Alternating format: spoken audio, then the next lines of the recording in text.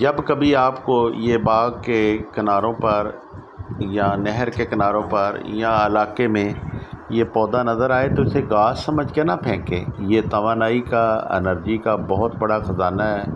इसका अगर कहवा इस्तेमाल किया जाए तो खांसी और नज़ला ज़ुकाम में फ़ायदा देता है। और इसका पका हुआ फल आप इस्तेमाल करें जो कि जामुनी रंग का हो जाता है, तो आपके अंदर से एंटीऑक्सीडेंट और जरासीम ख़त्म कर देता है, तवानाई देता है।